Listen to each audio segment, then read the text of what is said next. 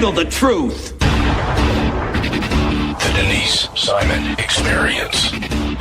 The Truth Matrix. Vetting, exposing, drilling down to the truth. Rolling Thunder, this is Hitman, Ciyad, over. Hitman, this is Rolling Thunder, Ciyad out. The Denise Simon Experience. Exposing politics, lies, demagoguery, spin, fraud. Grid to suppress, Mike Charlie, 4 tree 5, 9er 2 1. Grid to mark, Mike Charlie, 4 7 tree 9er, 8 9er, out. Promoting individual situational awareness. Question, probe, notice, ask why. Mark smoke on the deck, 2 rounds AGBT, gas TOT 5-3.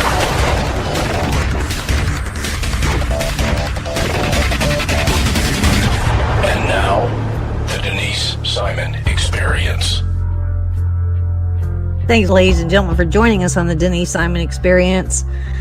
The Senate Judiciary Committee and Brett Kavanaugh hearings. Woohoo! So, one of my favorite lawyers, I got a bunch of them, but poor Tim Snowball just always gets the tap on the shoulder, has decided to join us so we could talk about what was really going on in those hearings. And I would say I was actually in Washington, D.C. During that time, so I didn't get to see all of it, but a good bit of it I did. And thank you, Tim, for being with us on the Denise Simon Experience. One thing I want to throw out there that I don't think the listeners, including me, I think I once did know, but too many things have traveled through my mind since then, is this Chevron Doctrine thing that was brought up a couple of times. So, give us the first day of school education on what that is. Well, thanks so much for having me back again, Denise. The fact that you have favorite lawyers, I mean, good on you for that. I mean, that's a very uncommon kind of thing. But thanks so much for having me back. Yeah, I mean, let me roll it back. I'm happy to talk about Chevron. I think that an overarching, what I was thinking as I was watching the confirmation hearings, if I can get a little historical on you, is this overarching point of the function of the Supreme Court as originally intended within our constitutional system. I mean, we've all taken civics, we've all maybe gone to court to debate a traffic ticket or something. We all know what judges are supposed to do and what courts are how they're supposed to function, right? You have a case, you have an issue, you go in. The judge is supposed to look at the facts of your case, look at what the law requires, and then render a decision. And it's a very procedural, almost kind of boring kind of thing, you know what I mean? And it was no different when the framers set up the Supreme Court. I mean, the Supreme Court was never intended to function as this super legislature that it is now, you know what I mean, where the court is coming in and kind of injecting in certain cases the members' own individual politics, or sitting as this structure, kind of deciding whether or not Congress has passed good laws or not. That's not the function of the court. I mean, the function of the court was supposed to be very procedural. You know what I mean? The court didn't even have its own building until the 1930s. I don't know if you've ever been inside the Capitol. I have. But they used to keep the court down in the basement. There's a little room down in the U.S. Capitol where they used to have the Supreme Court, and it's this little dingy room that the court used to meet in. And so it really, I mean, whether you look at how the court functioned in the early republic, or even look at the intentions of the founders, I think that the kind of the hysteria and the overreaction that's tied to judicial nominees for the Supreme Court is a direct result of the fact that the court has stepped beyond its constitutionally mandated role. But that's a little aside there. I can definitely discuss the Chevron stuff. There was a case back in the early 80s, Chevron case. It's famous amongst, constitutional law nerds or anybody who pays attention to administrative law. And I won't get too deep into the facts of the case, but in a nutshell, the Supreme Court had stepped in and said, well, look, you've got these administrative agencies that part of the executive branch, and they're supposed to be experts. That's why we have them. They're experts in their fields. Therefore, when someone challenges a rule that's rendered by an executive agency, federal courts are supposed to give deference to the findings of the agency. They're supposed to kind of take a hands-off approach. Oy vey. And unless the agency is so clearly out of bounds from what Congress had instructed them to do, we're not going to disrupt that structure because they're the experts. It is one of the most egregious decisions, possibly ever rendered by the court, definitely in the last 40 years. And I think that in the context of the Cavanaugh hearings, he has been very open, along with Justice Gorsuch and others, in being very, and I think rightly so, questioning the function and the constitutionality of this doctrine. So what I'm going to paraphrase, and you can give me a true or false. The Chevron Doctrine is really on regulations or rules and not on law. Well, it's a tough thing because I'll try to not get too thick into it, but part of the problem with these executive agencies is, so let's say Congress passes a statute. Congress, as everyone remembers from 12th grade civics, is supposed to be the branch that enacts laws, right? So Congress passes a law saying, we found that, maybe there's an issue with the air, when they created the EPA. We found an issue with air quality. Therefore, we're going to create a new agency overseen by the president called the, Environmental Protection Agency, and we're going to empower them to do X, Y, Z. Okay, so Congress makes a law enacting this agency, creating it, and then the agency then functions pursuant to the power given it to by Congress. Now, the problem is the agency now is empowered to make its own rules, and those rules have the same function and force of law as a law passed by Congress. Unfortunately, as we know, we don't even get to vote. We don't even get to vote on we don't even get to vote on who these people are. They're political appointees that get put in by, respective presidents. They're buddies from the golf course, right? And now they're the ones making law. And if we don't like it, not only do we not get to vote on them and decide who gets to be in charge of these agencies through an election, but if we get, screwed over by one of these agencies and we challenge it in court, the court has an obligation to give the benefit of the doubt to the agency over us. I'm going to keep saying rut-row. I mean, imagine you get into some kind of dispute with like a neighbor or something. Like, let's say you're building a back fence on your property, and your neighbor says, "Hey, I think you're a foot over onto my property line," and you say, "No, I don't think so," and you get into this argument, and then it winds up in a lawsuit. Imagine if you went into court, and the judge said, "Well, Denise, I'd like to look at the facts of the case and give you a fair shake here, but unfortunately, I'm constitutionally required to believe your neighbor when your neighbor says that he is in good faith, that he thinks that's his land. Therefore, because I am obligated to do that, I can't even hear the case. Case dismissed." And it sounds. I mean, that's obviously a caricature of the way that this Chevron doctrine functions, but it's not. Unfortunately and disturbingly, it's not too far off the mark. So can we get rid of it? It's definitely, and I think that's why you had controversy with Cavanaugh, and why you had people, senators on the left who are more comfortable, having the American people ruled, by these administrative agencies. And I mean, they want these bureaucrats to do their jobs for them. I mean, that's why I think you had many senators on the left, questioning Judge Kavanaugh about this, because he's written on it extensively, and I think rightfully been very openly hostile to this doctrine. I mean, it doesn't take. I think one of the beautiful things about our Constitution is, you read the original Constitution, it's only like 4,500 words long. You know what I mean? And it's a document, though it was largely written by lawyers. It was crafted to be accessible to the general public at the time in which it was enacted, so the people themselves could read this thing, and you don't have to have some kind of advanced degree to understand what it says. And very clearly, the founders did not have a system like this in mind, with this fourth branch of unelected bureaucrats really lording over the American people. And so that's, I mean, as far as I go, and of course other attorneys here at the Pacific Legal Foundation, we're very much focused on this as possibly the most important issue, constitutional issue, facing the country. And so it's a little frustrating for me. I always try to avoid the network news because it's just unwatchable. I don't want to have my head explode trying to listen to these idiots, talking about this stuff and what Trump tweeted last and how many golf trips he's taken, because I look at this and it's all just political theater. And at the same time, we've got so many other issues like these administrative agencies that are so important that the American citizens are kind of getting screwed over by. And outside of, my circle and certain circles, nobody's talking about it. So I do appreciate the question. I mean, it's, it's very important from my perspective. I heard precedents several times. Is precedents the same thing as case law? Yeah, so you've got case law. So a precedent would be, so let's say this, like let's say you have a district court, like a federal district court, that's like a trial court, right? So let's say the trial court makes a ruling and one of the parties doesn't like it and they appeal that decision up to an intermediate court, to an appellate court.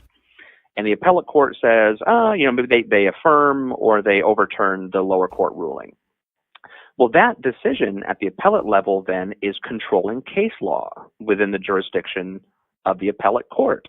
The difference is if that decision got appealed up to, say, the United States Supreme Court, and the Supreme Court accepted the case and rendered a decision on it, that case now is not only case law, it's not only, the jurisdictions, obviously the entire country that are obligated then to follow that law, but it becomes a precedent, which means the courts going forward cannot overturn that on their own. They are obligated, absolutely obligated to follow it. Now, of course, the Supreme Court itself, like any other court, can overturn previous decisions that it's made.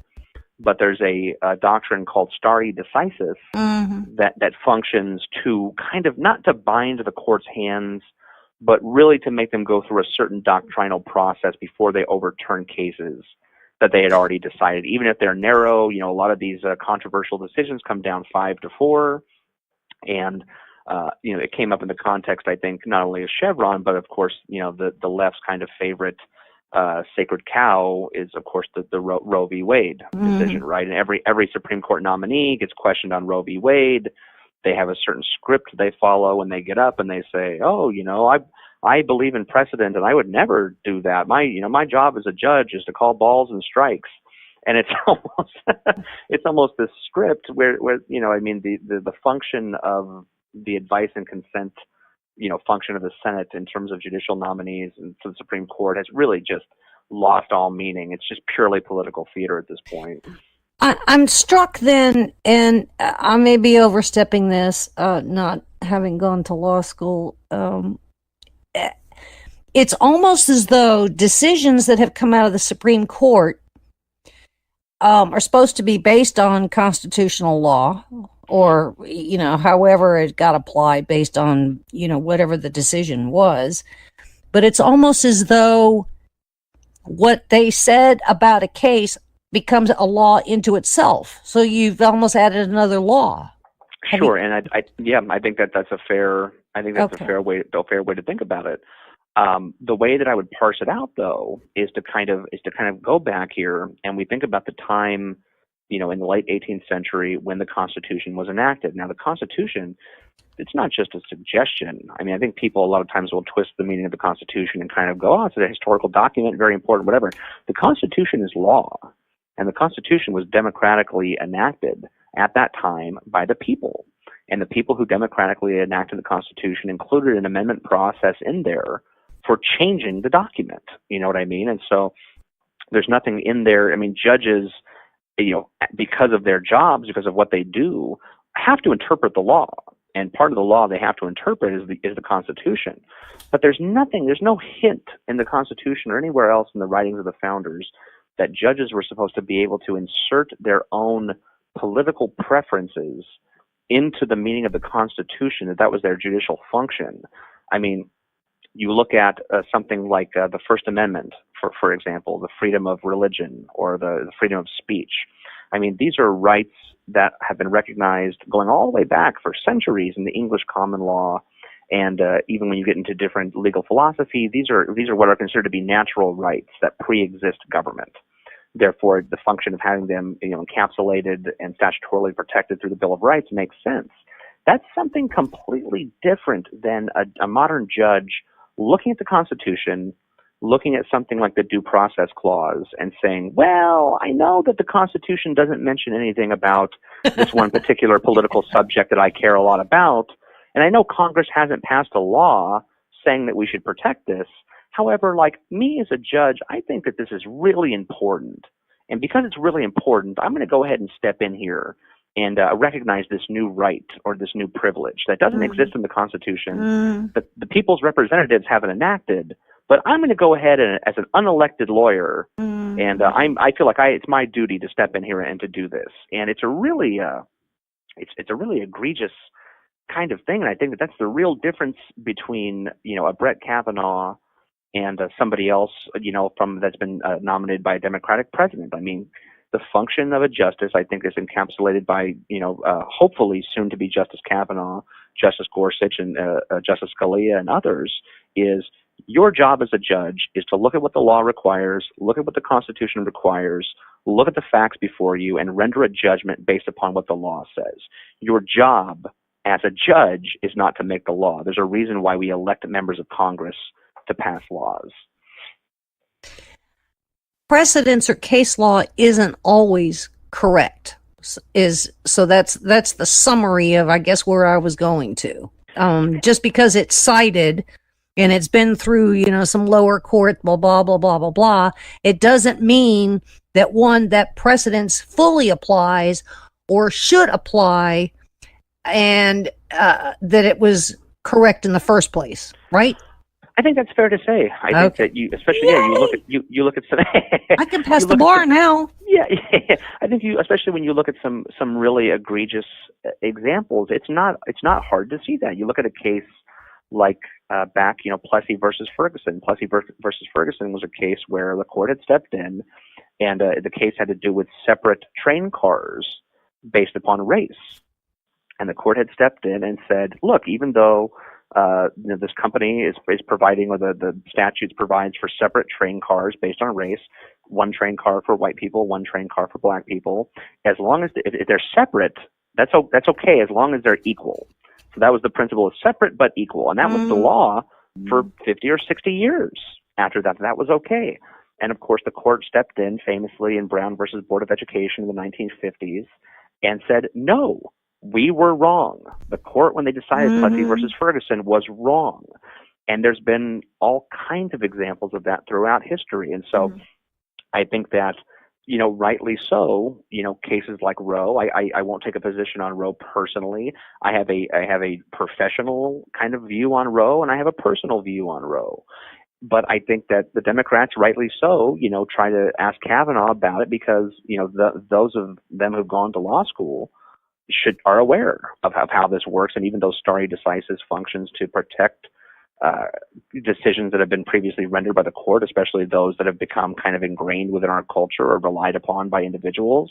Those are hard, rightly so. The part of the function of the court is to have stability in the system. So I think rightly so, previous cases that have become entrenched in our system are hard to overturn. But that doesn't make them impossible to overturn. Little Miss. Let me ask you, does it sound like I spend a lot of time thinking about this stuff? I hear myself speaking and I go, almost as much as I do. You get paid for it and I don't. But, we have little Miss Kamala Harris, who at one point referred in a question to Brett Kavanaugh as that book, because he carries around a very, very worn out and annotated hand notes and all these other kinds of things of the pocket Constitution. So she referred to it as that book, which automatically says there's some disdain there. And I listened to Senator Coons and Cory Booker and, a few others, and their opening statements or the preface of their questions didn't match the actual question itself. So it was really quite interesting that they referred to the Federalist Society or the Federalist and the Heritage Foundation as highly partisan, contentious organizations. And I was kind of disappointed that I didn't hear Pacific Legal Foundation. Oh, you didn't? You missed it. Oh, I did miss it. Oh, you missed it. So you have to go back and listen to Senator Whitehouse White House. I did miss his. He called us out, or attempted to call us out, I guess. Specifically, spent about 5 or 10 minutes talking about Pacific Legal Foundation. And it's a funny thing too, because he come. And by the way, a little disclaimer here: White House was on the other side of a case called Palazzolo that was argued by our vice president for litigation here at PLF, Jim Burling.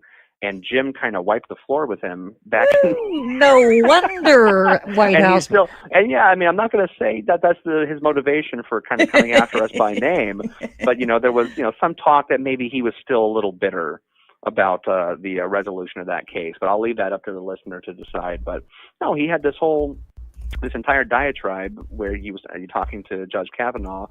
And it was really bizarre because he comes out and he says, I want to ask you about these organizations like a Pacific Legal Foundation whose sole purpose is to go out and change the law. And they're filing lawsuits specifically trying to move the law in a certain direction. And I find that really troubling and this and that. And you sit back and you go, anybody with a basic understanding of our judicial system and like, especially the civil rights movement and stuff, I mean, who does he think spearheaded Brown versus Board of Education? Soon to be future Supreme Court Justice Thurgood Marshall and the NAACP. I mean, there have been so many important cases that have been brought by public interest law firms, just like Pacific Legal Foundation. And yes, full disclosure, like I said, PLF has a certain viewpoint that we think it conforms with the way the Constitution is supposed to function. And part of our mission is to move the law in what we believe to be a constitutional direction. But there are, think of it, just out of a handful, you can, off the top of your head, you can think of the ACLU or all of these different organizations who are doing the exact same thing. So I think what Senator Whitehouse meant to say was not that he has a problem with public interest litigation per se. He has a problem with public interest litigation that doesn't conform with his personal preferences. And I think that those are two very different things. I can't believe you missed that. You got to go back and go on YouTube and find this. I will. The guy, we were all here and working like a regular work day, and we got word, and we were all. I think we can wear that as a badge of honor. I think. Yes. Well, that's where I was going. If you weren't mentioned, shucks. If you were in great company. And his whole moment in the sun, I did in fact miss. Tim Snowball, you've been remarkable in this. We love to understand the machinery and the Senate Judiciary Committee and the games that kind of being played, and we hear all these terms. We don't understand necessarily all these terms, like the Chevron Doctrine or precedents or case law, which I've looked at a lot of decisions and I look at all these footnotes and I'm thinking, oh God, I don't know how these guys can read all these things that they have to read, and the staffs and the paralegals have to go find all this stuff. So you've done us a big service here, so thank you for this. We love hearing from Pacific because it puts things in context and in perspective. And if anybody missed any part of this hearing, I cheated themselves. And I'm not going to fully cheat myself by missing Sheldon Whitehouse's moment in the sun. So, Tim Snowball, thank you so much for this, and come back because you guys are rocking it, and there's more coming your way, ladies and gentlemen. So make sure that you stay with us.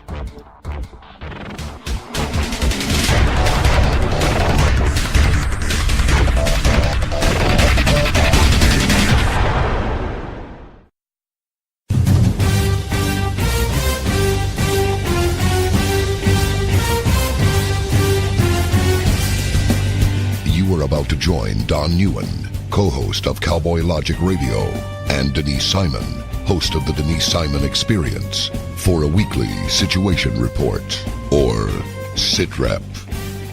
18 hours a day, Denise Simon lives her life as an intel analyst. 18 hours a day, Don Ewan lives his life in the world of rock and roll. 1 hour each day, Ewan receives a daily SITREP from Simon. Welcome to the Drive Time Situation Report. Fasten your seatbelt. You're now in Don Ewan's car, and he is calling in for his SITREP.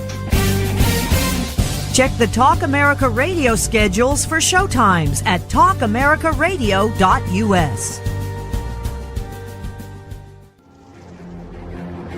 Let me talk to you, black people. When you vote for blacks and put them in office under the banner of the Democrat Party, please explain to me what black people get as a result.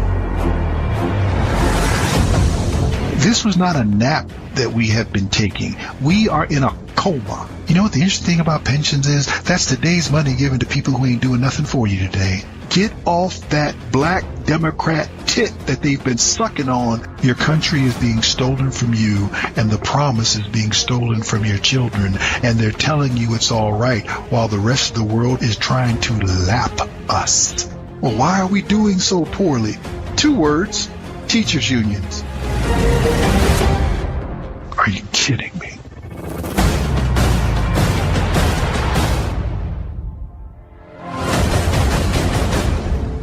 Black Man Thinking, Monday nights, 9 p.m. Hi, this is Donna Fiducia, co-host of Cowboy Logic Radio. For 28 years, I was in the mainstream media, most recently as an anchor at the Fox News Channel. No more. Ladies and gentlemen, the mainstream media has completely failed the American people. Radio networks like Talk America Radio will not fail you. Radio shows like Cowboy Logic Radio will not fail you. Check out the entire roster of over 60 weekly radio shows by visiting talkamericaradio.us. That's talkamericaradio.us.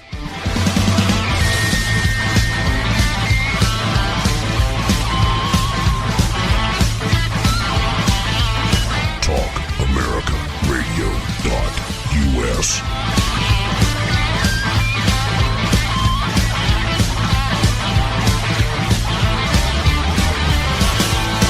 Can we do it again? I like it.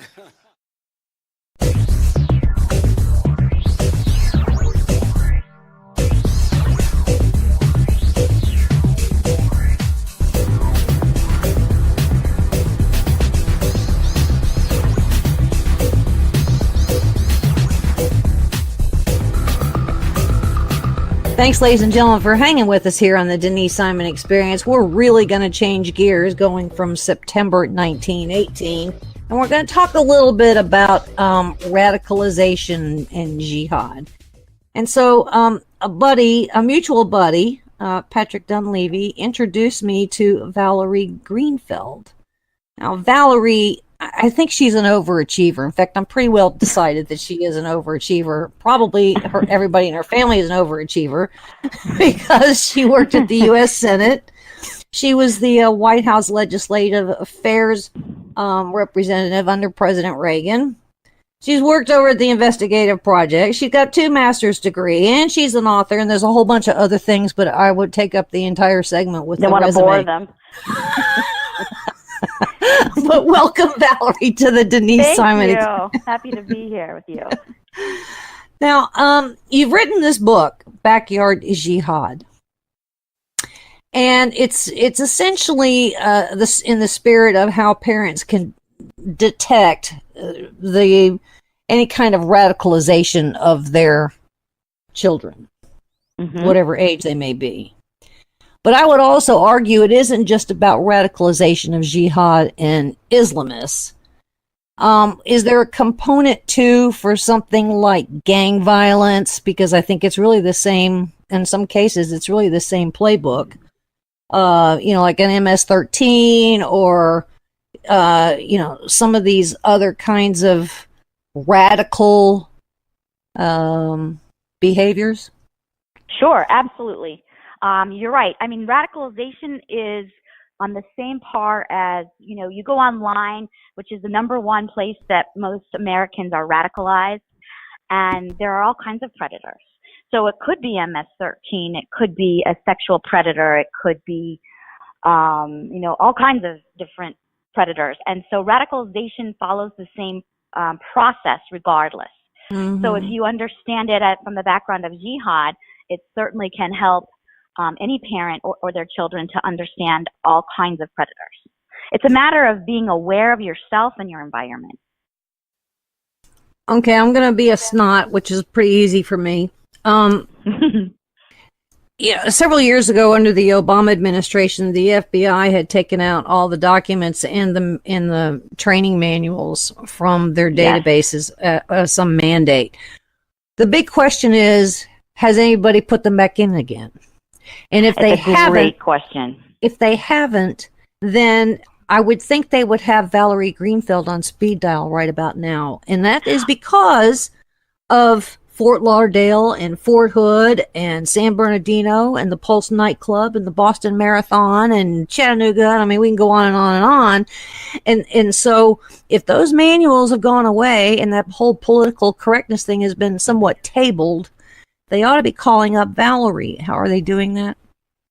I hope they're listening to your show right now. Okay. They can get my number through you. Unfortunately, my answer is probably not.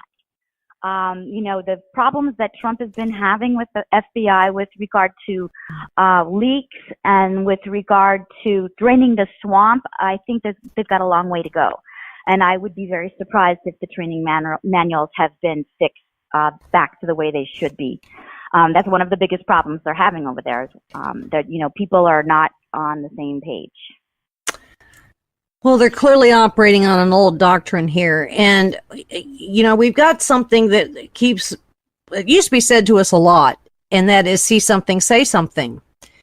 And I'm going to be a snot again, because in New Mexico, we just had this Islamist compound there where it was determined that these, 5 adults and 11 kids, but somewhere between these 5 adults, they were going to do an attack on Grady Hospital in Atlanta, which I happen to know quite well. It's one of the more premier emergency room hospital facilities in the South. And then the other thing they were going to do was go shoot up a school. But the interesting thing is that the landlord of this compound knew what was going on. She had reported it many times, and the FBI did nothing. And so the police finally said, okay, we're not going to wait on the FBI anymore. We're going to go into that compound with or without the FBI. So see something, say something kind of didn't work in that favor, except that the landlord was quite adamant, and that was coupled with the case actually beginning in Georgia, a suburb of Georgia, because that one dead boy was kidnapped from his mother. Yes. Okay, so we're back to, have they called you up yet on this season?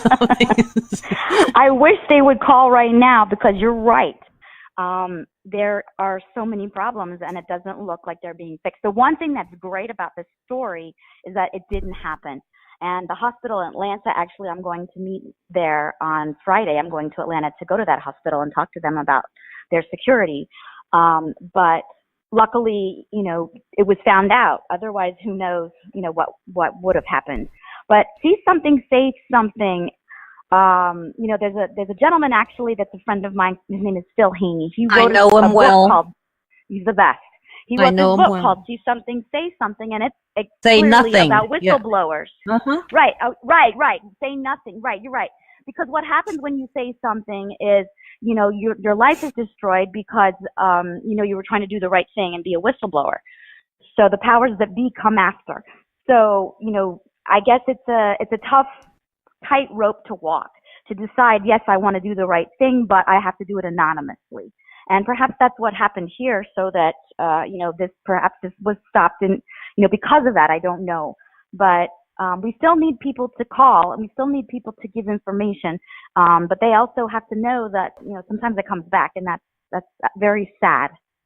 In fact, with radicalization, you reminded me, there are parents that have lost their children, like Christine Bordeaux. Her son left the home and went over to help ISIS in Syria.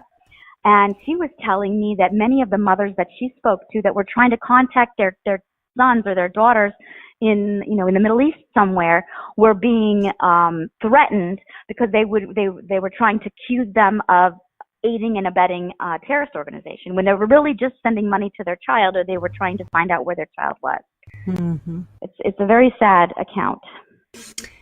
It's quite fascinating, Valerie, that media is not reporting this kind of stuff anymore. We know these cases are happening, and you know better than I would say anybody else that these cases, just like the New Mexico compound, are happening because the FBI is, even under James Comey, told us that.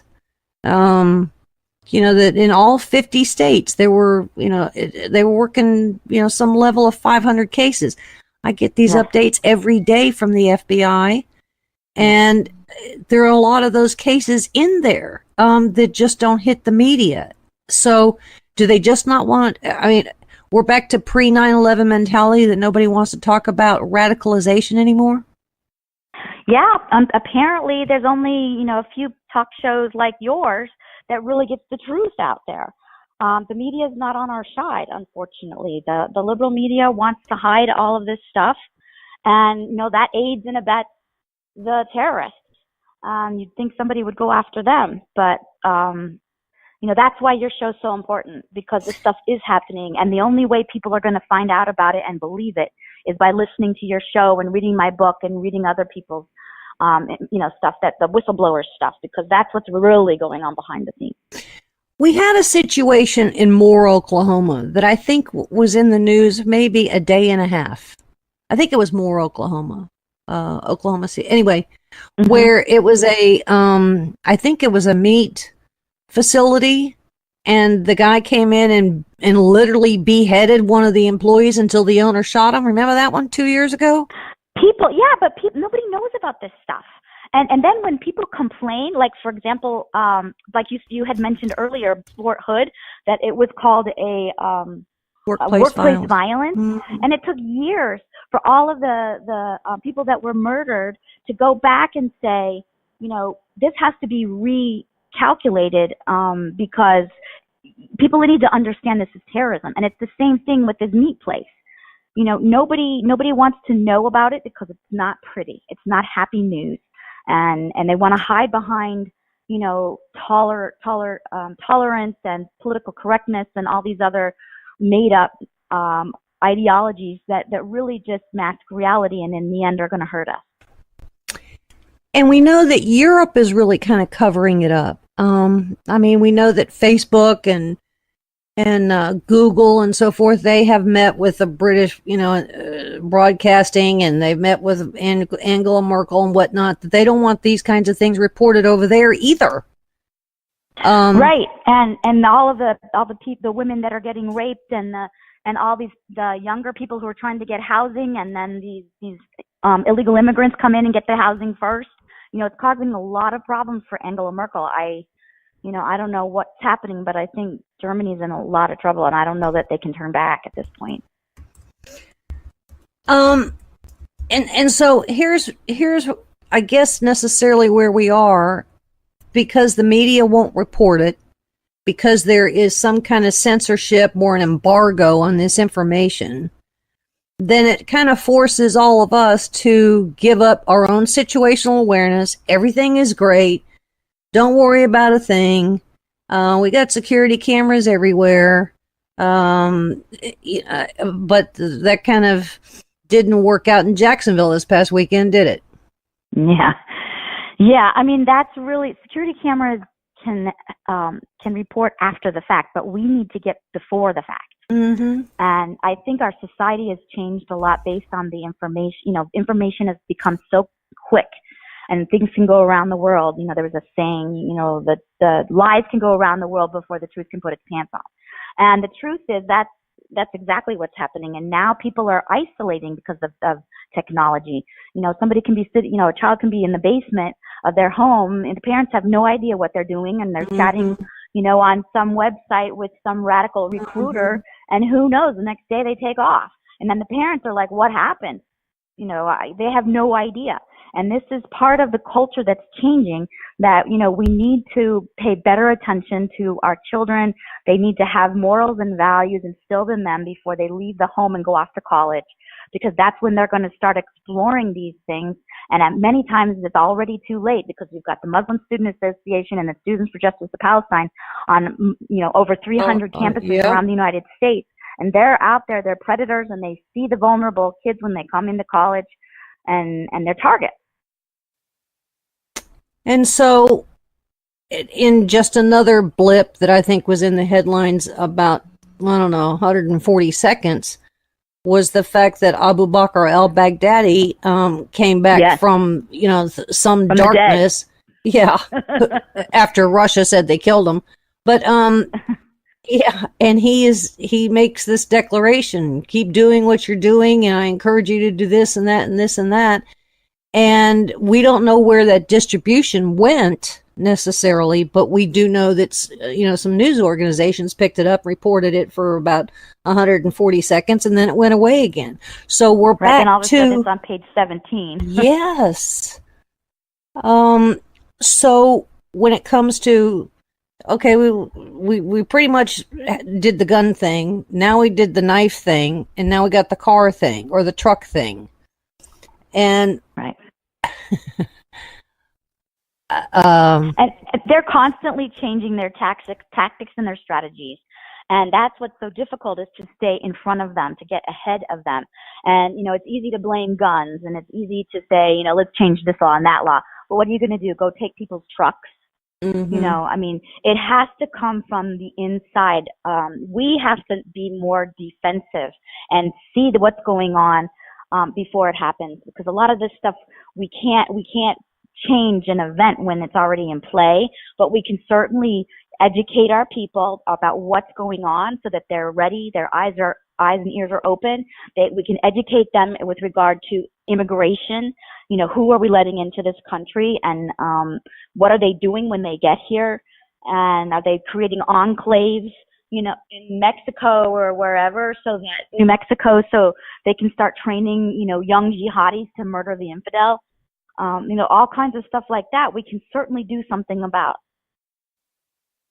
The other piece is this is all happening right in front of us, and we don't necessarily know how to recognize it anymore because we have been forcefully detached from it because there's nothing in being reported. There's nothing in media. So if you've got some kind of weird thing going on where you see some human trafficking, or you see some weapons going this way or that way, or, Hezbollah types or money transfers, or, we just kind of step over it and keep going. So we are our own worst enemies in some Absolutely. cases. If they're not going to report it, then it doesn't mean it's not happening. Right. And how to recognize this. So parents need to be, tailing their kids, checking those cell phones and private messages and Instagram and Snapchats. Have they downloaded, encryptions like, Proton Mail or Geek. There's a bunch of them. So, if any of that is there, those are signs that some harder questions need to be asked by any adults, correct? Exactly, 100%. And the thing is, the parents shouldn't have to become their own private detective, but they should know their child well enough to know when something's going wrong and when there is a drastic change. And that's a red flag to radicalization. Now, on the one hand, some people, they decide they want to convert to Islam and they're not going to become radical. So some of the signs are similar, but the one thing that's not similar is that radical jihadists who are recruiting want secrecy. And if you are, wanting to convert into Islam for whatever reason, that should be out in the open. If it's not out in the open, that tells you right there that this is not kosher. This activity is probably some kind of radical or untoward event. So that's what I caution all parents, is to really know what's going on with their kids. Watch, do they change their clothes from, jeans to all of a sudden some kind of Middle Eastern kind of clothing? Do they stop watching television, stop listening to music, suddenly have this incredible, intense interest in Middle East policies and, obviously reading the Quran, and all of a sudden they're different friendships. They've got new friends that all of a sudden they don't want to bring home. They want to meet on the corner somewhere so that the parents don't know who they are. So there's all kinds of signs like that you read in my book. To help parents identify what it looks like. And that's why I call it an invisible threat, because sometimes you just don't know.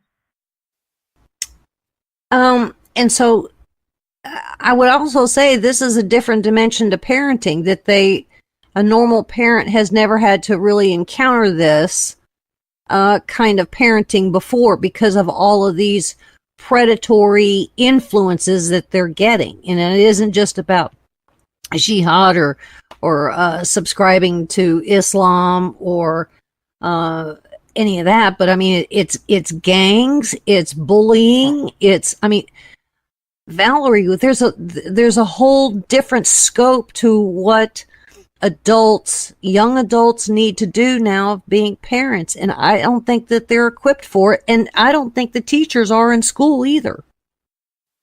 Well, speaking of the teachers, I think in some cases they're the worst of all, because either they're very naive and they don't understand that they're proselytizing Islamism, which is different from the religion Islam, in their classrooms, or they're doing it on purpose. Either way, it's not okay. Our American law says you cannot, favor one religion over another in a classroom. You give the facts, but no opinions and no proselytization. And sadly, this, a lot of the curriculum with regard to religion and Middle East policy or political science is being rigged by Saudi Arabian oil money. And a lot of the teachers are also taking that bait. And it's something that parents should be aware of also. So if a student comes home with homework and they have to write the Shaheed and go visit a mosque and do prayers, that should be a sign to them that something's going wrong in this classroom. Well, they didn't obviously go trot on over to a Lutheran church to, go see what that was about, did they? Exactly. On a you field don't see trip. them all of a sudden. Exactly. And these field trips are happening. And then I've heard several times when parents complain, the teachers say, too bad, they have to go, it's required. And that's just not legal, So, parents need to be aware of this kind of stuff because it's very damaging. And parents need to talk to other parents. And That's I think right. there's some sense of embarrassment that they don't want to know that this is going on in their family, and all of a sudden people start self-censoring, and just certain things they won't talk about, and they don't want to go call up somebody and go, I got this problem here. I mean, we're not handling the drug issue when it comes to fentanyl and opioids, and we're not handling this part either, are we? No, you're right. These problems are only getting worse. And, there are places that parents can call. There's an organization called Parents for Peace, that there are there are counselors there of parents that have gone through radicalization, and most of them had lost their children, and their goal in life now is to help other parents to not go through what they went through. Mm-hmm. So there's no need to be embarrassed, and there's no need to feel like you're not a good parent because this is happening, because most of those parents that have experienced the loss of a child through radicalization say that it's not the parents' fault. These are predators and they're manipulators, they're brainwashers, and they have been trained specifically to understand the young adult's psyche and how to find vulnerabilities to manipulate. You titled your book Backyard Jihad. Why that title? Because I want Americans to see that it is not something that's happening in Tora Bora anymore. Jihad is in our backyards. It's in our country. It's in our schools. It's in the local, library. Wherever we go, there are possibilities of jihadists or radical recruiters there. Now, I'm not trying to scare people. I'm not trying to be a fear monger. I'm just saying be smart and be educated. And that's it. I mean, we have to live our lives, and, but we have to be aware of what's going on around us. And so in order to prove your point, adults or anybody that is seeing some signals that are kind of make them tilt their head and raise their eyebrow and kind of go sideways, there is information out there if they can, go visit an FBI website or start asking some harder questions. I mean, some media is reporting it, but they're doing it on a tiny little local basis on page 7 in section G. So, I mean, exactly. You got to go find it. But but it's kind of proof that it is out there making your whole point, and we need not to be back to our comfortableness in a pre 9/11 mentality, correct? Absolutely. And we shouldn't have another 9/11 type tragedy before people start waking up and opening their eyes. We become complacent, and it's very dangerous. And at the back of my book, I have organizations that anyone can go to and ask for help. There are plenty of places that are wanting to help other people so that this does not occur to other American families. I had an alleged investigative reporter call me about a month ago. We were on another topic, but he brought up Islam and how that it's not a big, huge deal. And I said, well, it just so happens that I just got this little teeny piece of news about 10 minutes ago, and it was about a father in Texas that had been found guilty of an honor killing. Yeah. And he was and I said, this isn't some right-wing outlet that reported this, by the way, Mr. Journalist. It was Reuters. and so that's, yeah. So nobody's talking about honor killings either. Right. And this is another very important issue because Sharia law, the goal of the Muslim Brotherhood, who is at the very top of all of these other organizations, Muslim Student Association and many, many others underneath, the goal is to create Sharia law in place of the U.S. Constitution. Mm-hmm. And in many places around the country, in Texas, as you said, there are Sharia courts. And if something like an honor killing happens, obviously that's murder, you go to jail. But under Sharia law, the father can murder their child because they looked at a boy that wasn't Muslim or something like this. I don't know in that particular case. But whatever the father decides is not okay, he is the judge and jury in Sharia law. So the problem is starting to there are judges that are starting to say, well, they came over here with their religious law. I should make the ruling based on their religious law. Nah. And that's completely against the U.S. Constitution.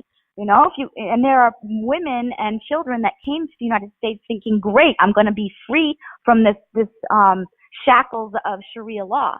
And these, some of these courts are not allowing that to happen. And this needs to be fixed immediately. Ladies and gentlemen, please go visit Amazon. Grab this book, Backyard Jihad. Our author is Valerie Greenfeld.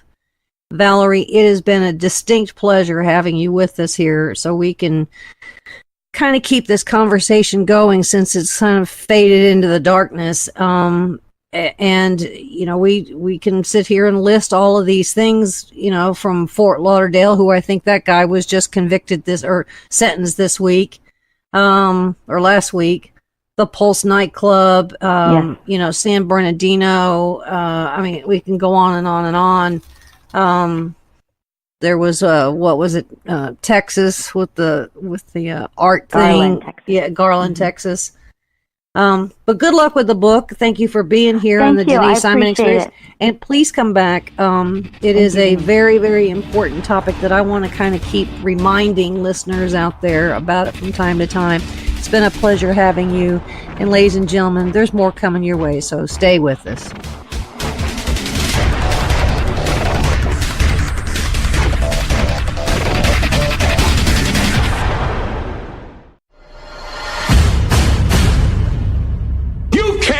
The truth. The Denise Simon Experience. The Truth Matrix. Vetting, exposing, drilling down to the truth. Rolling Thunder, this is Hitman. Jihad, over. Hitman, this is Rolling Thunder. Jihad out. The Denise Simon Experience. Exposing politics, lies, demagoguery, spin, fraud. Suppress, Mike Charlie, 4 Tree 5, 9er 2-1, grid to Mark, Mike Charlie, 4-7 Tree 9er, 8-9er, out. Promoting individual situational awareness. Question, probe, Notice. Ask why. Mark smoke on the deck. 2 rounds AGPT. Gas TOT 53. And now, the Denise Simon Experience. And welcome, ladies and gentlemen, to the Denise Simon Experience. Very happy that you could come along for the ride. I've got Stip DesJardin. Is that right? DesJardin. DesJardin. Woo! Parlez-vous français? With us. Now, Skip is actually a 30-year veteran in media. And when you hear his voice, you'll know that. Trained voice. Better than mine, I might add. He's been an experienced journalist, a television anchor, programming executive, and now he's especially busy. He's a top executive over at Google, and he is building YouTube TV and the Google Fiber network or internet network. So I see a lot of that construction going on. But welcome, Skip, to the Denise Simon Experience. Thank you, Denise. I'm happy to be here. Listen, you've written a book called titled September 1918. War, Plague, and the World Series. I had to go do a little bit of research on 1918, Skip. What a busy year it was in the United States, right? It was a busy year all the way around the world with World War I raging and with the Spanish flu killing about 100 million people by best estimates around the globe. You're right. There was a lot going on. Well, I mean, I was just kind of poking around here, Skip. I mean, that was the year of the Red Baron. Yes. That was the year that we began the employment service at the Department of Labor. The first airmail stamp. Yes. That takes us back, and it was 24 cents. Not just airmail stamps, but actual airmail delivery, which is one of the things that took place that September. Then we had our first victory at Bellawood in war. Women got to vote. And we cover a lot of those topics in the book. I mean, Skip, what brought you to that moment in time, that window of time in 1918? I grew up in New England, have lived here my whole life, and I was reading a novel by Dennis Lehane. Most folks will know him for the novels that were turned into movies, things like Gone Baby Gone or Mystic River or Plum Island. I love his books, and he wrote one called The Given Day, in which one of the main characters was young Babe Ruth. Oh, yes. And the book was set in 1919, and another one of the characters, which really surprised me, was Calvin Coolidge, who was the governor of Massachusetts in 1919. And I'd always thought of Calvin Coolidge as a person from Vermont. I never knew that he had been governor of Massachusetts. And so that got my wheels turning a little bit, and I was fascinated by the idea of young Babe Ruth, not fat old Babe Ruth that we see moving in fast motion in the newsreels that are left over from those days. And I also had a personal connection because my great-grandfather passed away from the Spanish flu. Whoa. And so having all these pieces in front of me at the same time for the first time, it was an omen. Connect. Yeah. It was an omen. I was struck because in 1 week, Mr. Skip, in the United States, we lost 21,000 people in 1 week to the Spanish flu. It is amazing. And one of the sort of underappreciated events in our history. A lot of that has to do with the fact that 6 weeks after the Spanish flu hit Boston and Massachusetts, the war ended. And everybody was so excited by the armistice and the fact that their relatives were coming home and the war was over, that they, I think, kind of overlooked all the horrible things that had happened prior to that, including the flu. And as a result, the people of that generation didn't talk about it much. The history books didn't cover it much. But to give you a quick comparison, last year, in what was considered a pretty severe flu season in Massachusetts, in a 6-month period, 5,700 people had the flu. In 1918, in just 1 week, in just Boston, not the whole state, 85,000 people had the flu. It virtually struck every home in America at some point during its run. Skip, it's rather remarkable, and I want you to talk about this, because if you compare where we are today at war with plagues, with flus, any of these kind of illnesses, and then, other activities that go on, there was such a hardship back then that they didn't really, it was a hardship for them, but they didn't really realize how much of a hardship it all was. And then today, we don't even know what hardship is, do we? No, we really don't. It was all consuming, the war effort and news about the war. And from young kids in school turning in their pennies to buy stamps that they could then turn into war bonds later on. Because in those days, the citizens funded the war. It didn't get written in as some line in a larger national budget. Yeah. You had to actually pay for it if you wanted to go to war. So from little kids through certainly people in the prime of their life, one of the reasons that I get to write about the World Series in this book, and the reason the World Series took place in September, is that the government issued an order that said, it was called the Work or Fight Order, that every man between the ages of 18 and 30 had three choices in America: enlist, put themselves up for the draft, or have a job in a war-related industry. That's it. Those were your three choices if you were 18 to 30. Can you imagine if today's 18 to 30-year-olds were given only those three choices in life? They'd need some safe spaces and a pet a pony party. and so that all-consuming atmosphere and the effects that it had on society played a role in the flu, particularly. During that war period, it was actually illegal in America to either criticize the president or criticize the government or say anything that could be considered either unpatriotic or bad for morale. And newspaper editors actually went to jail.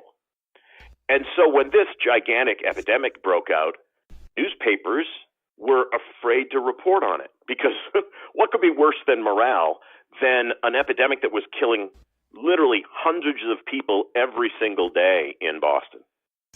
So they didn't talk about it, and as a result, people didn't know enough, didn't know how to be treated, didn't know how to keep from catching the flu, weren't even being told that it existed, because everyone in America was worried first and foremost about the war.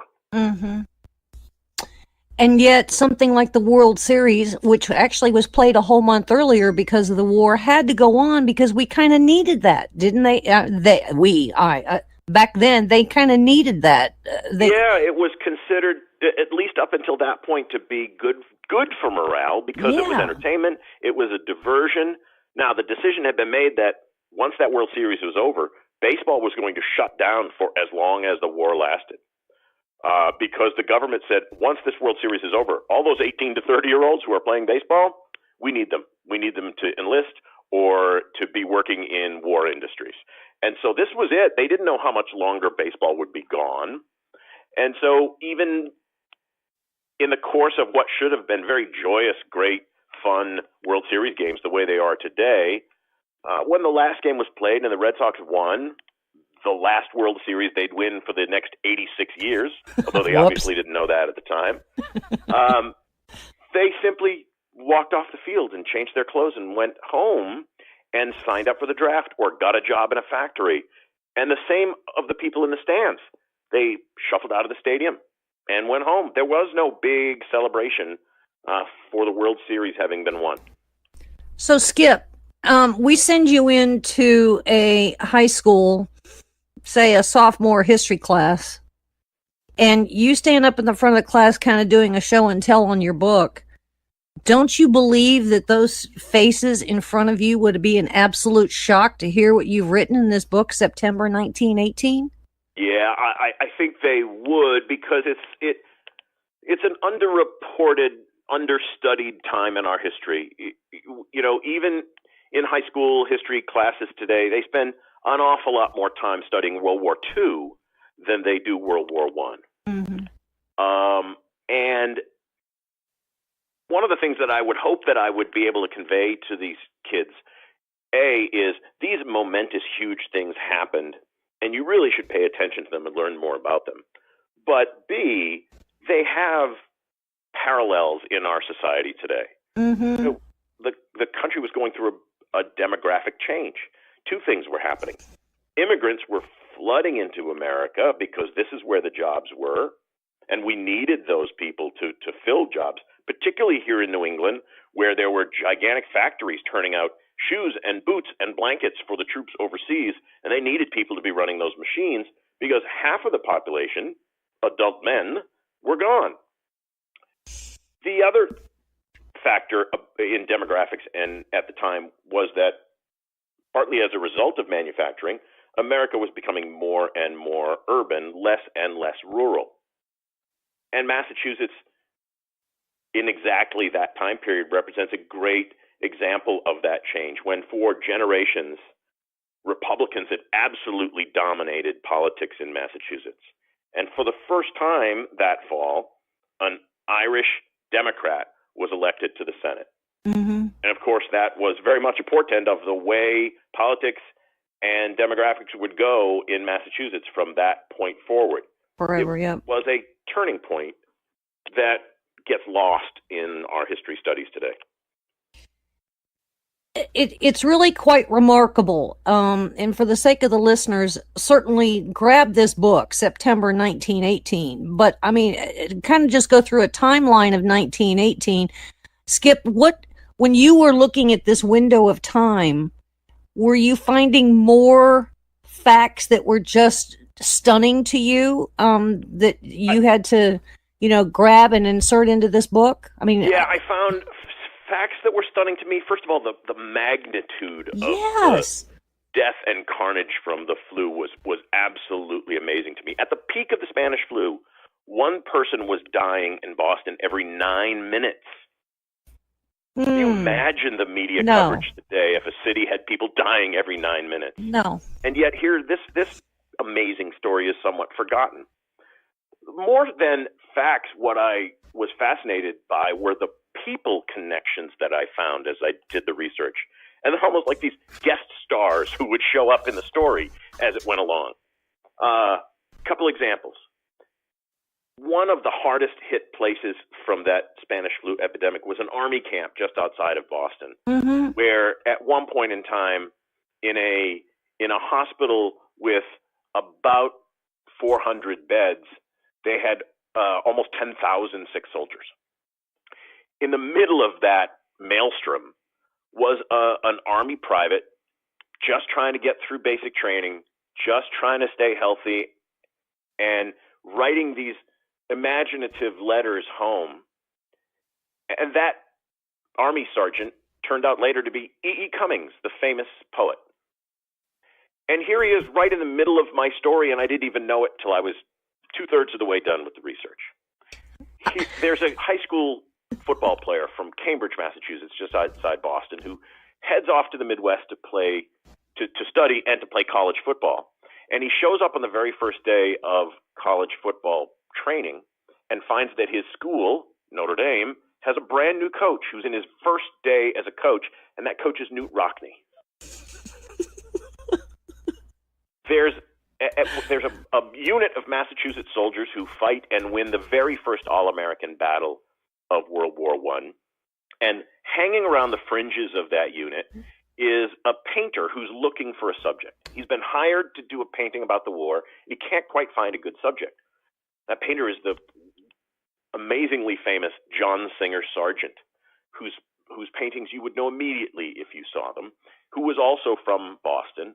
And here he is, landing in the middle of my story in September, right in the heart of the action. And over again, I find these people who were somehow connected to Boston and Massachusetts, but were playing a role in this gigantic landscape of stories that were going on all around the world. All over. I mean, I have a visual, Skip, of you standing in a park in Boston, just spouting off facts about 1918 and and no one listening to me and saying, somebody tell a crazy guy to shut up. Yeah, I feel that way sometimes. I bet you do. Astounded by these stories and happy to finally be sharing them. And so if you compare 1918 to today, what's your takeaway?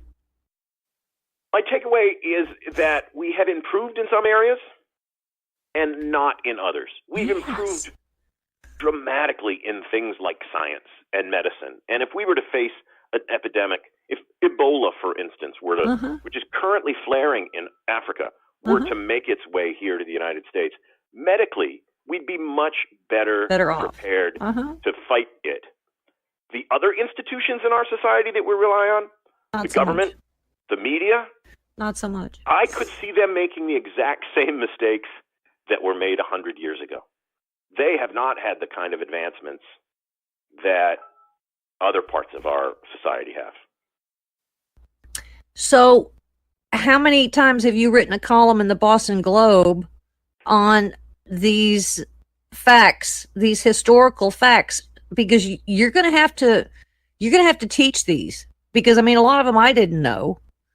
And that's it's a great point. It's a discussion I happen to be having with the Boston Globe today on the day the book is being published. So good for you for figuring that out.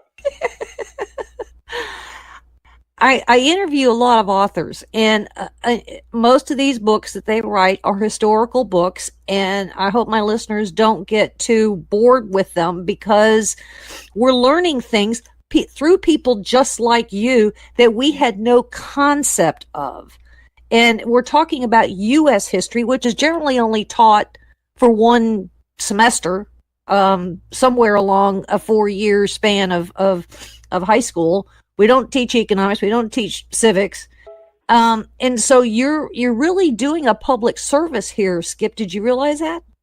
I didn't until I got partway into the process. And then it dawned on me that, look, when I went through high school many years ago at this point, but I don't think it's that much different. It certainly wasn't when my kids went through.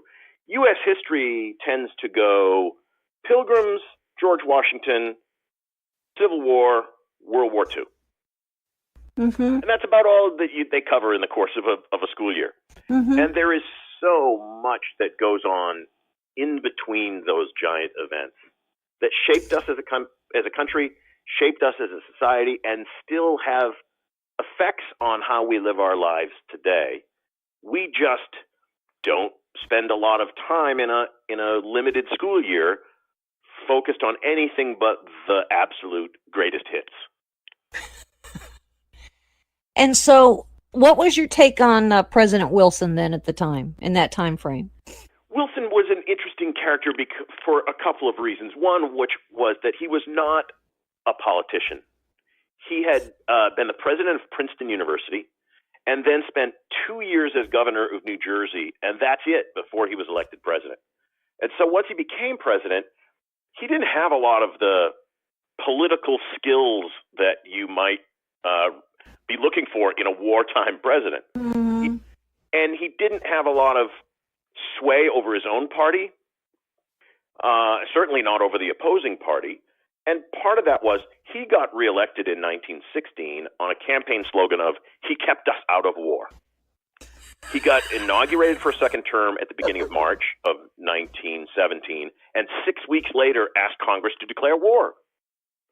So his own party wasn't happy with him at that point. The other party, led by another Massachusetts man, Senator Henry Cabot Lodge, who was the majority leader of the Senate, had spent 4 years beating Wilson up to say, look, you got to jump into this war. You're leaving America off the stage. You're opening us up to an existential threat. And by the time Wilson did declare war, Lodge had to figure out how to simultaneously support the war effort, but not support the president of the other party entirely. So that was a delicate balancing act for him. The one thing that Wilson knew he had to do was to pull out all the stops, use every tool at his disposal to change the minds of the Americans who had just elected him to keep us out of the war. And that's part of why the war itself became such an all-consuming aspect of American culture, because he made it so. If you went to almost any event in America in 1918, if you went to the theater, if you went to a church service, if you went to a local PTA meeting, there was a person, always a man at that point, who stood up at the beginning and gave a 4-minute speech on that week's topic, which had been chosen for him by the government. They were called 4-minute men. And it was an inspirational speech. It was a patriotic speech that had a message, a takeaway for that audience every week. No matter where you went, no matter what kind of meeting you attended or what kind of crowd you were in, there was always a 4-minute man there to just remind you about the war and your responsibilities in it. That's how deep the public relations campaign and the war effort campaign embedded itself in American society.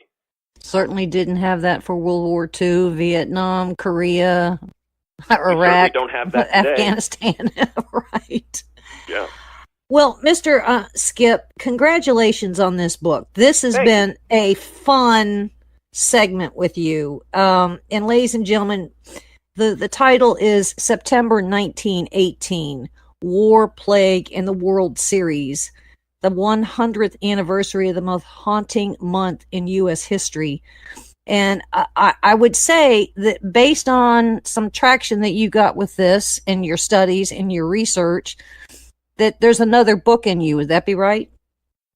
Yeah, it took me 7 years to finish this one up, but I've learned my lesson and I'm already starting on what's next. See? I kind of knew that too. Truly, it wasn't just a passing comment. I mean, it is a public service what you're doing, and I would hope that you got some high schools, even I would say, going into college or even graduate school, these students, even some of these professors don't know about this window of time. Very, very busy. I mean, with women getting to vote, even the Reds manager, Matheson, was accused of bribes back then.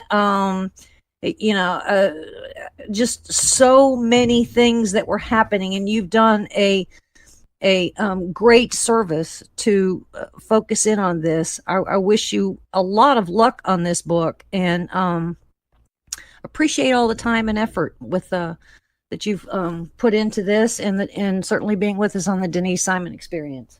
Thank you, Denise. I really enjoyed it. There's plenty that is uplifting in the book, too. It's not all doom and gloom. Oh, it can't be. I mean, it just, it's inspirational. So well done, and thank you, Mr. Skip. And ladies and gentlemen, there's more coming your way, so stay with us.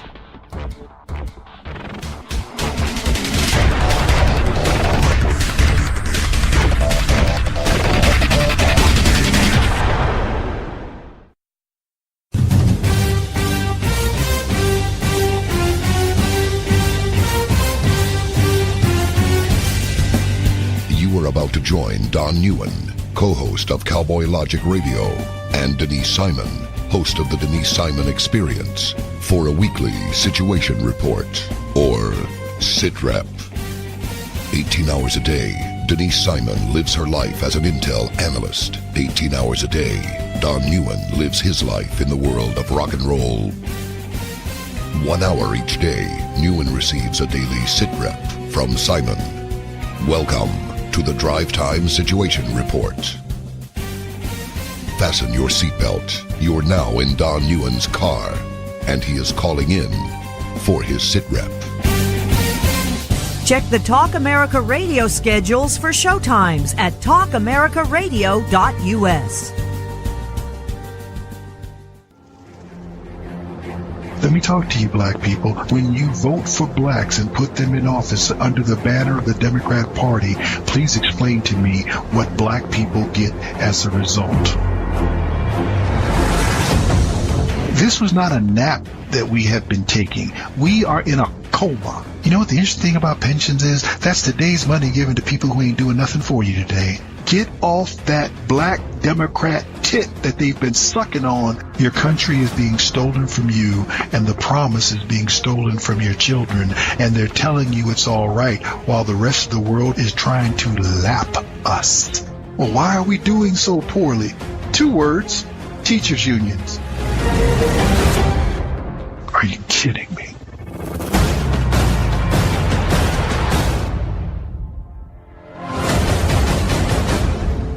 Black Man Thinking, Monday nights, 9 p.m.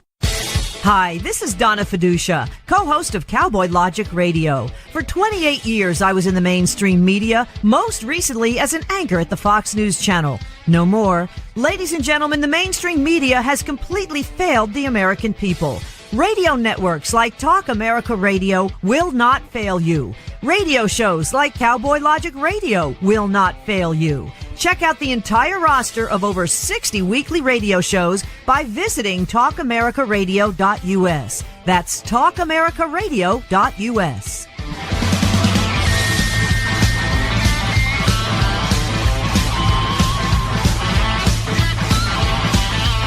TalkAmericaRadio.us.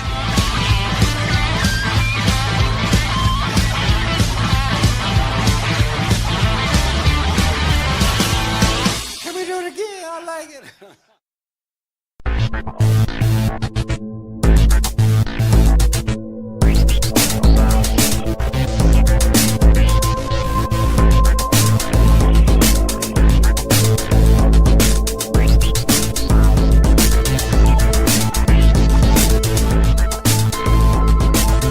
And thanks, ladies and gentlemen, for staying with us here on the Denise Simon Experience.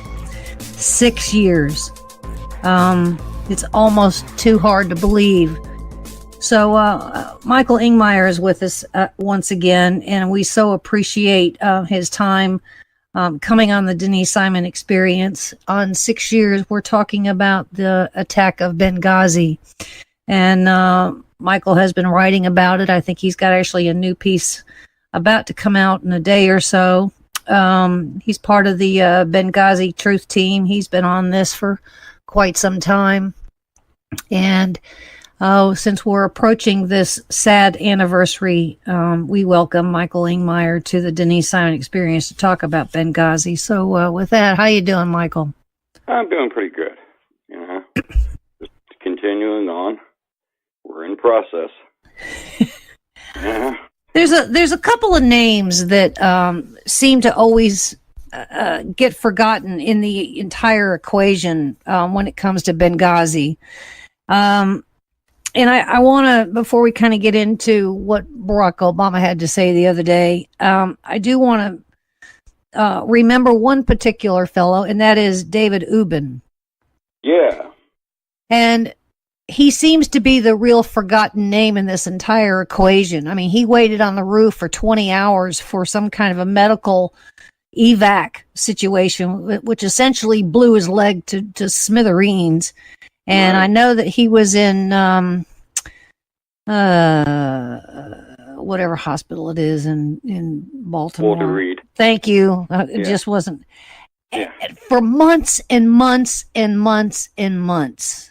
Right. And so where is he now? Do you have a concept on that one? I don't really have an idea where he is now. I know when he was he was there for about a year. Yes. After the attack. Initially, they were treated in Germany, and then they had a medical evac, and they went to Walter Reed. And David was really hurt quite badly. And, you know, really, in essence, him and John Tigg and Tonto and the guy that they call Jack Silva and Tyrone, you know, the guys that we know, the familiar faces that we know, from, of course, the book 13 Hours and from the movie, they all brought my nephew home, in essence. They secured his body and took him from the diplomatic outpost to an area that was about 10 minutes away that was the CIA annex.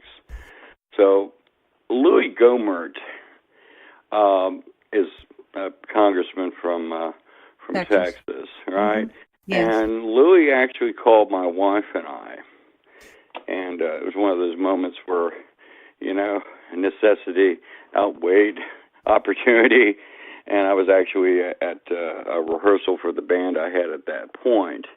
And he talked to my wife for a good hour and a half. Wow. One of the few good people in Congress. and let us know that, David. So I made a point of writing a personal letter to David Ewan. I thanked him, of course, for his courage and his service. And for some reason, he was moved from the Walter Reed facility. I don't know if he was getting too much attention. I don't know if they were uncomfortable with his close relationship with Congressman Gomerd.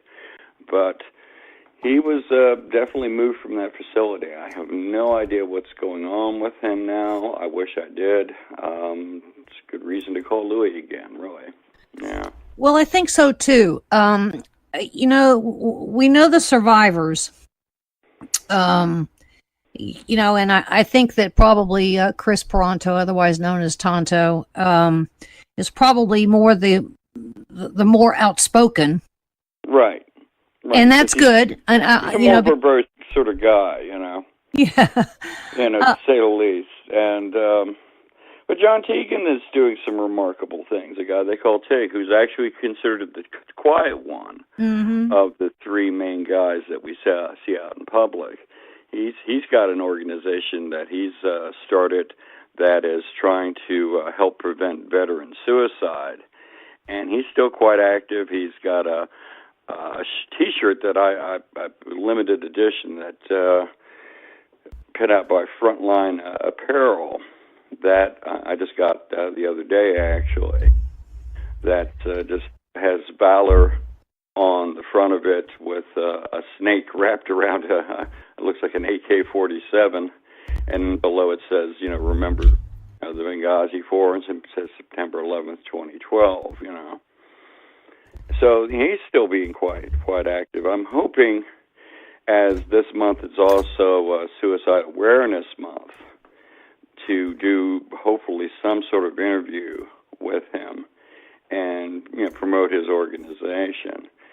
I think the quietest one of them really is Mark Geist Oz, but even he has his organization Shadow Warriors. So these guys are all being pretty active. But Tonto's like we all know, he's a very verbose sort of guy, a real courageous guy, and is not afraid to speak his mind as he did the other day. Yeah. Well,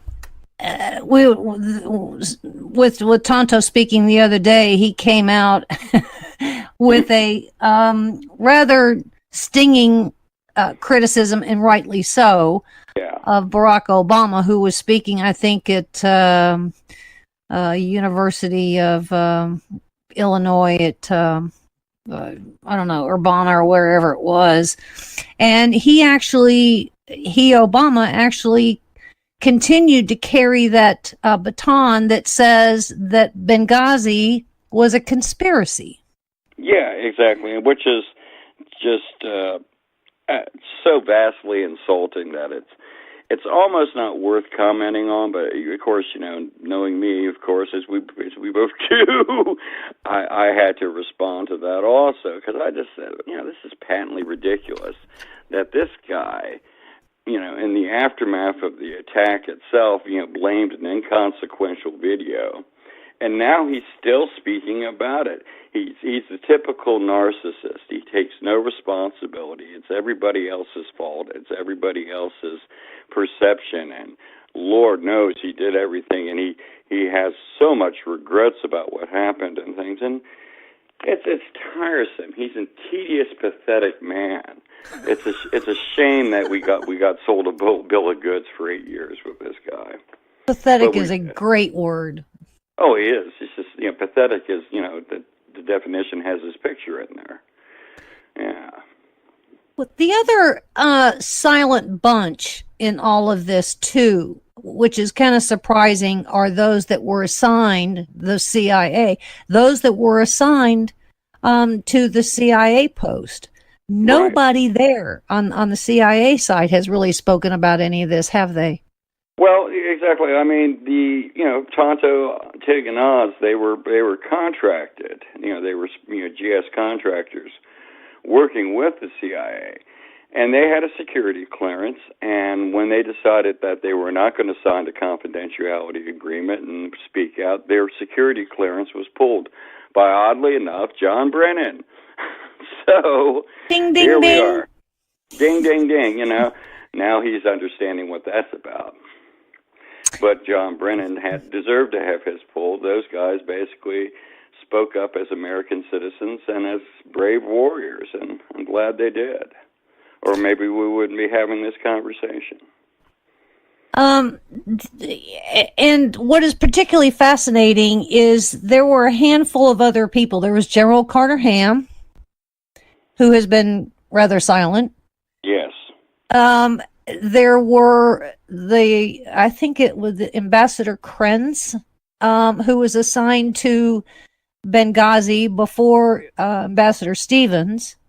And I think he left in that post and went to, oh gosh, I'm trying to think of another post that he ended up having directly after that. Somalia comes to mind, but that I could be very wrong. But what it's really quite fascinating that this was a moment in time, Michael, and it seemed to hold attention for a year, maybe 2 years.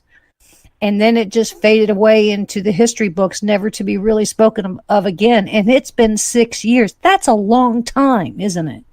It's a huge time. I mean, my wife and I were discussing it yesterday, how long it feels, that, this is just such a, broad journey that she and I and, the other family members have been on. And we still don't have accountability. We know, in the aftermath of the attack, we wanted to know what happened, how it happened, why it happened. Okay, we know what happened, we know how it happened, and we know why really it happened. But what we don't have is accountability. And in all practical purposes, Barack Obama and Hillary Clinton are guilty of dereliction of duty, which is in essence a practical form of treason. And treason's just like murder. No statute of limitations. They should be in jail. In your travels through all of this adventure, which is not a word I'm using to minimize the situation, right. but I'm kind of surprised that nobody in the Trump administration has actually called or declassified germane documents coming out of Aviano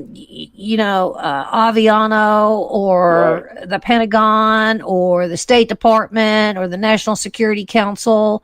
Or Hillary's emails. Yeah, let's just be blunt and bold about it. Tom Fitton, who I've known since 2013, is a bulldog. He's a great guy, and he, filed a FOIA request and got out of thousands of emails, and, a lot of them pertaining to Benghazi, he got 22. Heavily redacted.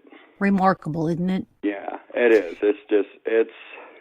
It's such a broad-ranging, real conspiracy that it's just, we're going to be writing and talking about Benghazi for many years from now. And unfortunately, we're still in the same situation. I don't believe our people are any safer. I believe that our U.S. ambassadors are still in danger, and I think our foreign service personnel, like my nephew Sean, are still in danger. And what is it going to take? Is it going to take another Benghazi for them to go, well, let's form a committee and let's investigate this, and, we're going to come up with a paper and our findings, and, the government is tedious as far as their process of addressing their own failures. We have also not seen any kind of real unredacted, if you will, after-action report, have we? Yeah. No, not really. I mean, the best report out there is really a citizen's report, and that's the Citizens Commission on Benghazi. Mm-hmm. And people should look that up, which is called Betrayal in Benghazi, a dereliction of duty. Best report out there. Beats the House Intelligence Committee's report hands down. Beats Trey Gowdy's Select Committee's report hands down. The only real truthful, comprehensive report out there. And it had to be done by a group of citizens, some of them formerly in government, some of them still in government. So it is the objective now back into the hands of all of us that are out here wondering, do we need to trot on over to the White House website and put up a petition that we want all the Benghazi documents declassified? Well, I contacted the White House for 30 days, from August 11th of last year through September 11th, once a day, fax, emails, phone calls, whatever, asking them to release all the documents. I think what we need really now, we need them to release the documents to a special prosecutor. Not a fake Ken Starr-like prosecutor, a real one. Mm-hmm. Somebody that's a bipartisan special prosecutor that can really address, the real crimes that were Benghazi. I hope Barack keeps opening his mouth. Me the more too. he opens his mouth, the more we know, the angrier we get, and maybe we will get some results. Well, it was a sad, sad time 6 years ago, but I think that we're even in a sadder situation today, if you will, because we have no consequence, right? Right. If you're going to if you have a crime and a crime's investigated, you should have a consequence of the crime, and it's not going to happen in the federal court systems, as we both know from the Catala verdict. What a travesty. What a just total circus and farce that was. 5.5 years he got basically for each person. Now, the thing I have discovered recently in a conversation with the U.S. Attorney's Office is that because it's federal time, he will not get parole. So since our last conversation, that's a little point of satisfaction that I do know he has to do at least 21 years. But he's not the only one. And I think that No. what makes me angriest, and probably you too, Mr. Michael Lngmire, is he's the only one that apparently we sought and got. And Right. Where's everybody else? Yeah, exactly. Where's everybody else? Well, some of the people, and I think we talked about this before, some of the people during the Obama administration were conveniently droned. They were conveniently killed. Not that I'm looking for any sort of great criminal justice perspective for terrorists, because I don't believe they deserve any. But we got somebody last fall of 2017, right at the same week that Catala was found guilty of some of the charges. And where's that guy, And that was the same guy, his last name was Mu, and he was actually the guy that George Bush released from Guantanamo. Good one, George. Really bright Well, move.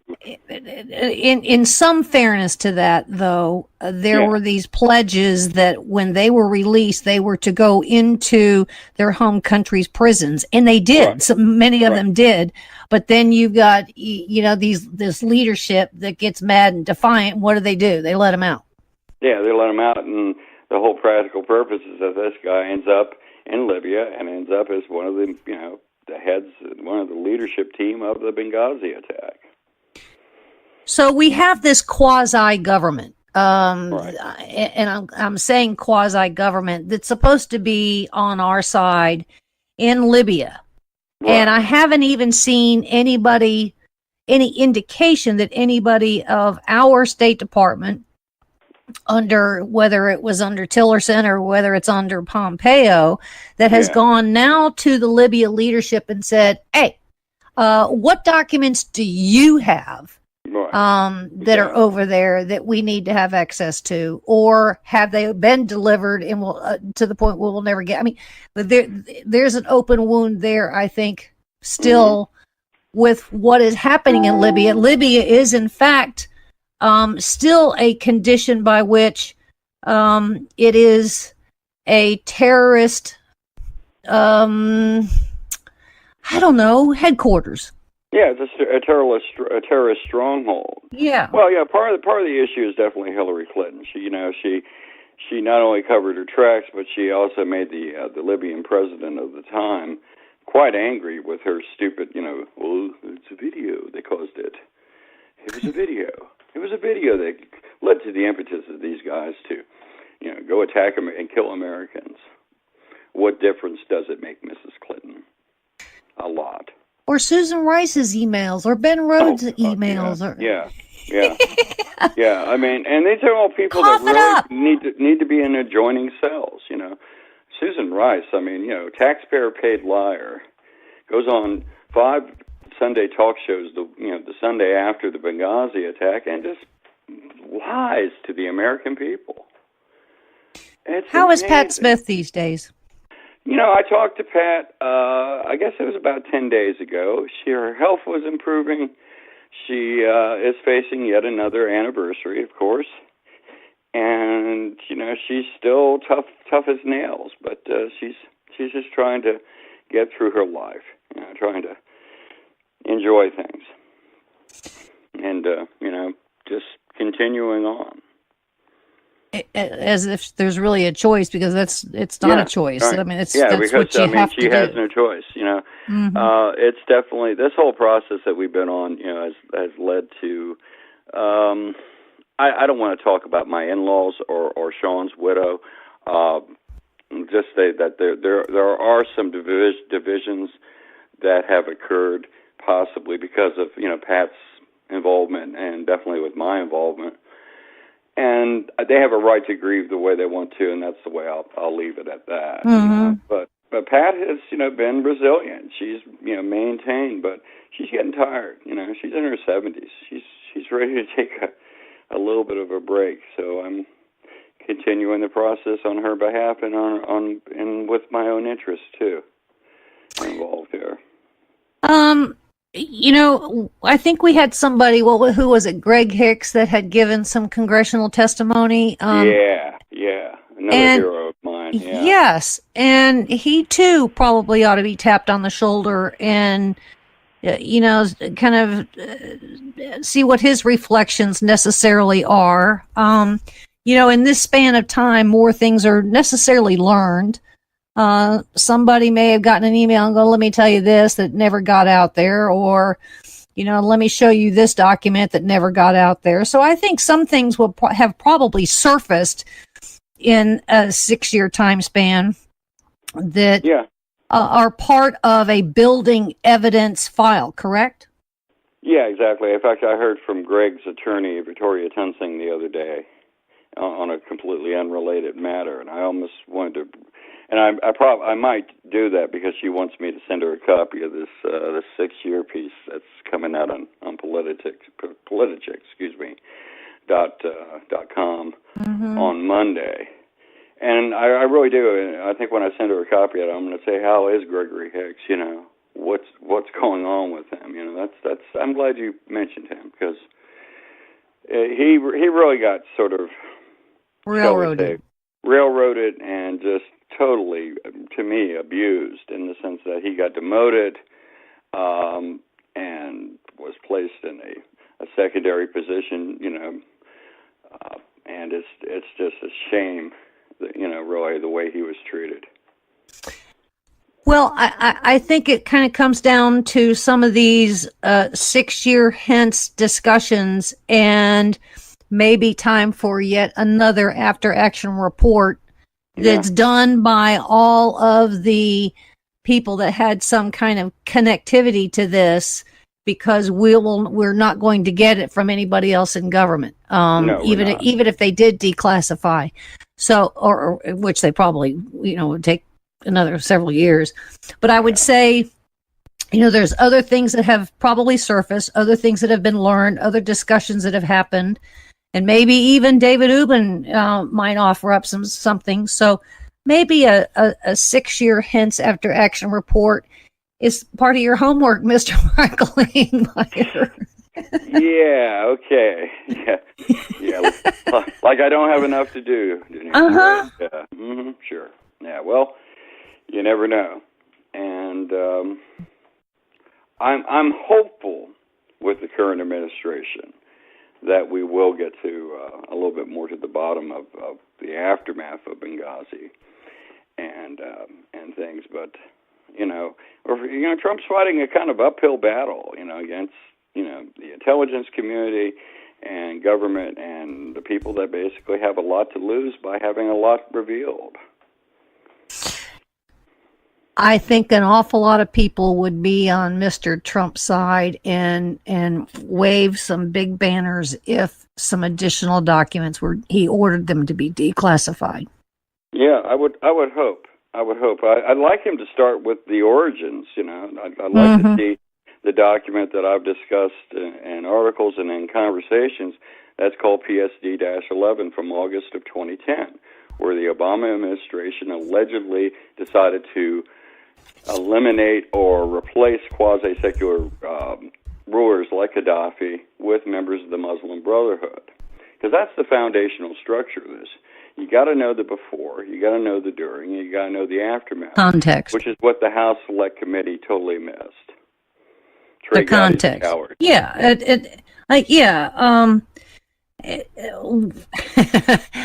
I don't think any of us were impressed by any kind of final report that came out of the Benghazi Trey Gowdy committee, correct? Right. Because he did over 400 pages and he never attached any blame to anyone. He never talked about the before. He really talked a little bit about the during, and he talked about the aftermath. And that's a total farce as far as I was sitting in that first committee hearing. And I was hopeful then because I was saying, okay, he's going to get to the before, the during, and the aftermath, and he didn't do it. He failed me. But, Louis Gohmert, who I met the day after the first Benghazi Select Committee hearing, told me, hey, Michael, keep doing what you're doing, keep talking about it, keep writing about it, and keep seeking the truth, but you're not going to get many results out of the Select Committee. And God, Louis was absolutely correct. Well, ladies and gentlemen, Michael's got a piece coming out. When is your piece coming out? Monday? It'll be Monday morning and at politichicks.com. Yeah. Okay. It's called 6 Years of Benghazi, The Comfort of Friends. And this one actually just deals with really some of the the remarkable aspects of a journey that I've been on. I mean, folks, before Benghazi, I was just what I am, now to really still, which is a blues musician, who writes occasional music articles, and my life was transformed. I am not the same person I was before September 11th, 2012. We want to thank you, Michael Lngmire, for being with us and kind of, carrying this banner on 6 years hence on Benghazi. And ladies and gentlemen, thanks for being with us. We'll see you again very soon.